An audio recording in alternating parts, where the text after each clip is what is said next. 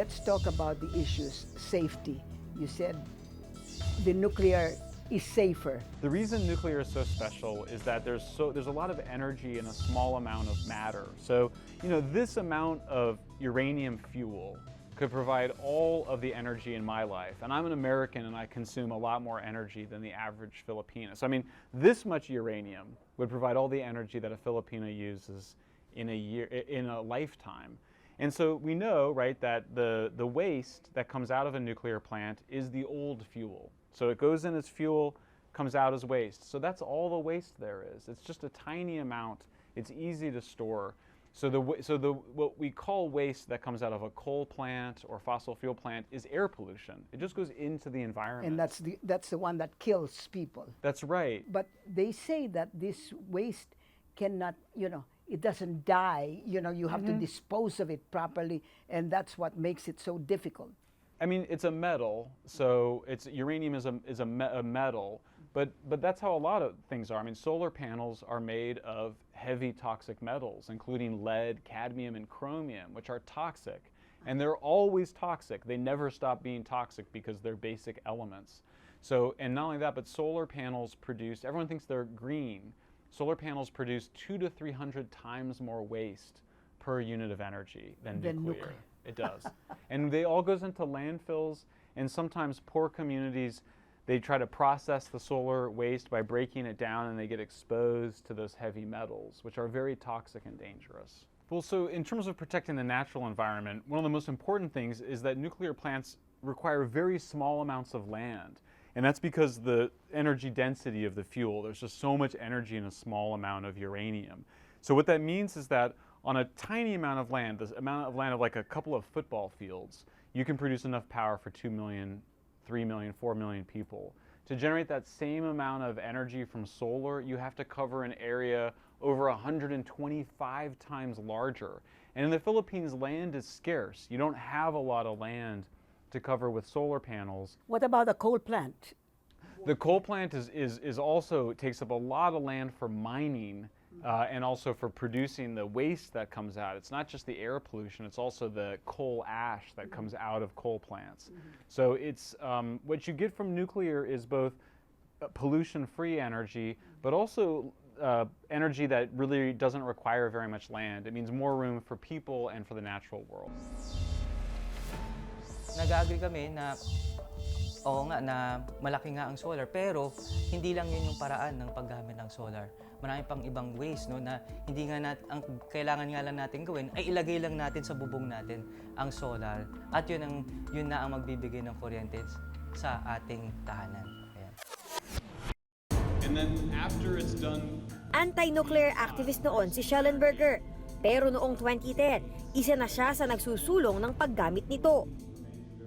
Noong 2010, itinayo niya ang Environmental Progress, isang organisasyon para sa paggamit ng nuclear energy. Ano ang nakapagpabago ng kanyang isip?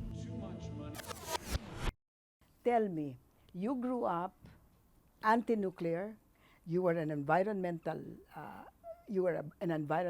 advocate. What made you do a complete about-face and say, we gotta go nuclear?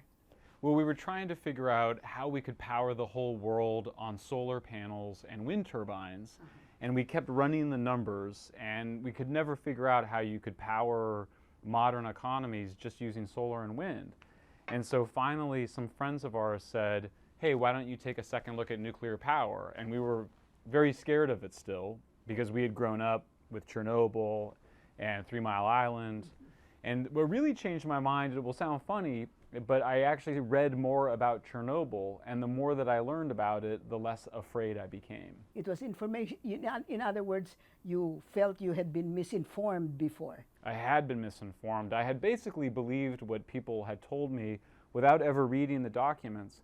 And my parents had taught me to really respect the United Nations and the World Health Organization. So when I read the reports from the United Nations and World Health Organizations, I was shocked by how little harm was caused by the worst nuclear accident.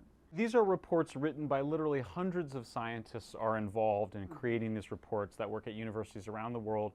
So the first thing they say is that air pollution, outdoor air pollution, kills 4 million people a year, and indoor air pollution from burning wood kills another 3 million. So 7 million people a year from just air pollution.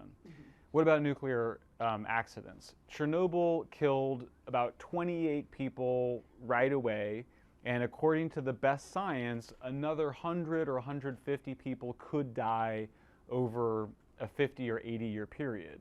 So that's just hardly any deaths. It's just really almost nobody dies. In Fukushima, basically the best science says nobody will die from radiation. The Japanese government says we think maybe one person will die. But at any level, you're talking about millions of people versus just a handful. So what you're saying is that nuclear scares so many people and they think about deaths, etc. But the actual data show that the number of deaths are nuclear are absolutely minute compared to the deaths from air pollution caused by the fuels. That's absolutely right. 2010, I decided that we needed nuclear to be a part of our energy and started speaking out on it. And afterwards, I mean, most of my friends have changed their minds now. Tell me, how many of your colleagues feel the way you do? In other words, is this a growing movement that, you know, from anti-nuclear to nuclear advocacy? It is. I mean, it's in 2005, a very famous American environmentalist named Stuart Brand changed his mind. Yeah. And then I spent 5 years really thinking about it before I changed my mind. It took you 5 years. It took me 5 years.